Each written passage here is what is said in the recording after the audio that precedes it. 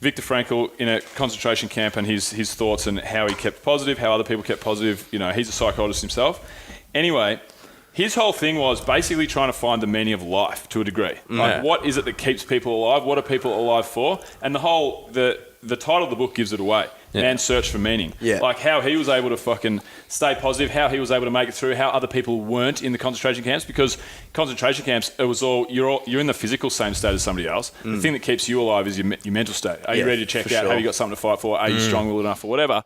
And it's all around fucking meaning and purpose and why. You know what I mean? And that's why, like, to throw my hat in the ring just briefly, like with Adventure Fit for me, for the longest time at the start, it was so fucking hard and I wasn't enjoying it at all. It was really, my mental health was deteriorating and I was just trying to make money through this business. I was trying to make a, like, I had nice intentions and it was a cool life, so I was helping people, but until I reframed it and figured out, okay, this makes people happy as fuck, this is that now is my meaning, my why, you know? And until I reframed it to be that, and that was what dragged me through shit times, like I was struggling like a motherfucker to stay happy, stay motivated, stay this and that. And then, but it was all just a reframing of the way that I thought about things. I was like, I'll just picture people that I'm helping. I'm like, right, I'm having a shit time, this isn't working, we're nearly broke, we're nearly bankrupt, whatever. And then I was thinking, right, okay, I need to keep this alive because it's a really positive impact, you know? That's my why. And it really fucking helped me. And I think, like you say, like, people just want now to be followed. They want to be followed. They want to be... Yeah, maybe they all... I just think people just want. Like, I think want in general. People just want. There's no content anymore. There's this person has, so I want. This person can do, so I want to do. This person's been, so I've got to go. It's never... Fuck yeah, like...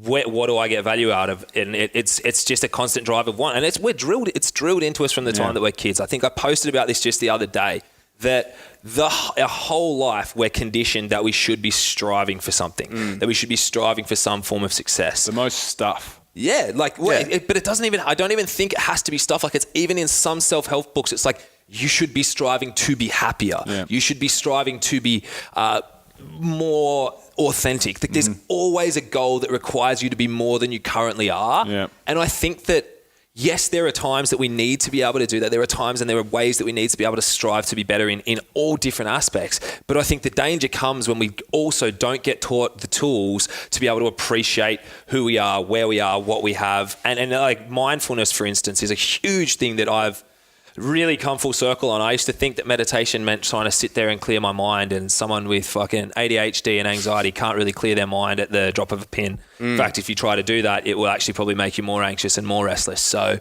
for me, I hated meditation. And then in my uni break earlier this year, because I do have ADD and I can't just fucking not do anything, I decided to do an online course in mindfulness practitioner's course, purely because I thought that would then help if I went into clinical psychology later in life. And it was just something to do. And I was just blown away by how different mindfulness practices were to what I'd envisioned them being, and how pivotal that shit. I mean, that shit needs to be taught at schools. It does, yeah. Kids need to have people telling them this is how you actually appreciate, like, even just simple things like, you know, you look at mindful eating, you get a fucking brownie there, you can sit there and just woof that brownie down without even thinking about it, and then you're going to want more food straight away. If you sit there, you actually think about how fucking good does this brownie taste? What's the texture like? How does it, like, does it smell? How does it feel? Like, you know, how long does the taste stay in your mouth? Five extra times, fucking enjoy oath. You're going to actually enjoy that brownie and not then instantly be like, fuck, I want another brownie. You know, like, it's simple shit like that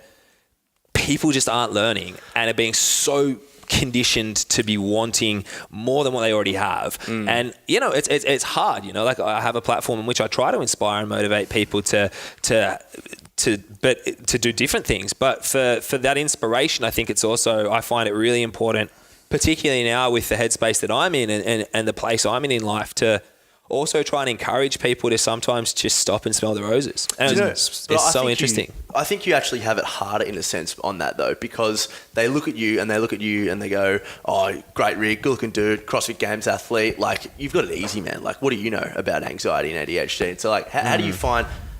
Number one, has anyone come to you and sort of said that stuff? And, like, and two, how do you kind of combat that sort of thing? Do you know, like, to be honest, not to my face. I'm sure people probably say it behind your back, but you can only kind of think. I think, like, I guess, I don't know, like, if people do think that, then it says more about, I think it's a really sad thing to It's definitely to a look at reflection someone on and them, say, like, for yeah, sure. 100%. But Yeah. at the same time, like, you know, like I get that they probably think that it's easy enough for me to speak out because I do have that, and it's not the same for everyone else. But at the same time, like, I don't know, I guess to them I would say speak to anyone that knows me well enough that can sit down and go, I can tell you right now he doesn't have it easy with that sort of shit. Like, you know, speak to my missus who then has to kind of like sit with me if I can't sleep until 4 a.m. in the morning because I can't stop twitching and fucking where I get, or I have like a massive anxiety attack and I can't leave the house. You know, there's shit that I've done with it, and maybe one day I'll speak more, like, you know what? If someone actually said that to me, I would probably be quite happy to tell them some of the shit that I've had to go through with my anxiety and my ADHD. Like, even, I mean, I think last time I spoke to you guys on the show, like for 2 years, I was misdiagnosed with bipolar and being medicated for bipolar disorder. The medication for that's fucking horrible, and it wasn't doing anything to help my ADHD, anxiety, and the depressive episodes that I was having. And like, you know, there's been this whole journey that I've had to go on behind the scenes. And, you know, social media is a highlight reel. I share enough so that I think that people can relate and take some value from it and that I can give to people. But, you know, there's a whole heap of, you know, the unsexy side, if you will, of all the shit that you have to go through. And for people that think that just because someone has a certain social status, it's any easier. I mean, look at Robin Williams. Guy was absolutely loved and revered, and he still did not enjoy living enough to keep on going. Yeah. And the thing is, it's just miseducation. It's just the fact that nobody understands, because people, and that's in my head, that's the person I was thinking of, Robin Williams. But you always see when a celebrity, Owen Wilson, says he has depression. You know, I remember my mates, Owen Wilson got depression. What the fuck's that guy got to be depressed about? Oh, like, yeah. You know, Oh, yeah, for sure. Hollywood chicks, you know, Hollywood film stars, all the money in the world. But people we prioritise things incorrectly. Like, we prioritise things and money and success and success, like your social stature, which that doesn't have any that doesn't have any bearing on your happiness whatsoever or your contentment. You know what I mean? But everything that we learn in school, everything that we fucking put our minds to is all directed in the wrong way. Because what you say, like, about why aren't we taught mindfulness in schools? Like, my best man at his wedding, he's just going through a divorce. Yeah. We had beers last Saturday night, and he's like, mate, I just started talking to a psychologist, and he's fucking telling me this, that, and the other, all these like little bits and pieces. I'm like, mate, how about this? Like, when I go through like a really bad period of anxiety, I actually do this. I read this thing to myself, or I think in this particular way, and like little skills that I've learned that I'm like, bro science passing on to him, but he'll learn with his own journey and his own stuff that'll work for him. But that's the shit that, like, he's 32 years old. Like, he's been through fucking 32 years of putting up with shit that he could have probably got around if he had been educated about, first, your mind, your health, because that's got a lot to do with your mind. And then I think fucking the fact that we don't understand money. No one understands money is ridiculous as well. Money, happiness. Like, that's so important. And then we learn fucking maths, and we learn religion, and we learn all this shit that is nowhere near as important. Unless you want to, you want to do maths, go and study it at the end of your, year 11 and 12, whatever, go on and do maths in fucking university. And it's a system that existed prior to so much of the technology that we have. Like, literally, we have the answers to 99% of the general knowledge-based questions that we want in the palms of our, pardon me, at least the Western world does, right? What we don't have is the tools to overcome a massive breakup, is the tools to overcome if you find yourself completely broke, is the tools to overcome, like entrepreneurial skills and stuff like that. Like there's so many things now that should have more. Am I yelling really loud because I have headphones on? It's okay. I just kind of only realised that. I'm just getting It's all good. It's all good. I was just wondering if I was just screaming at people.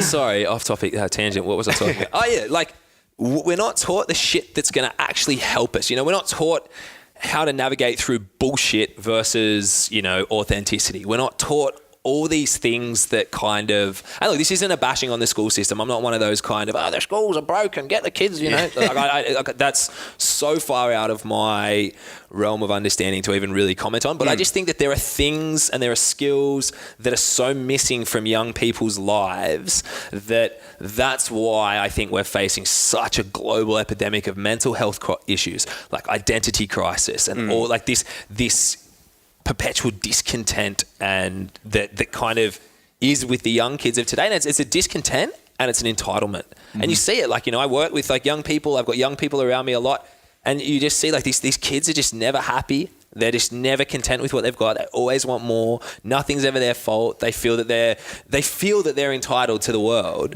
but they're too afraid to go and get it because then they also don't want to ever be at fault for ever fucking up and being a failure. Like it's a dangerous mixture. I mean, I don't have the answer to how to fix that. Discovery Roger, go for deploy.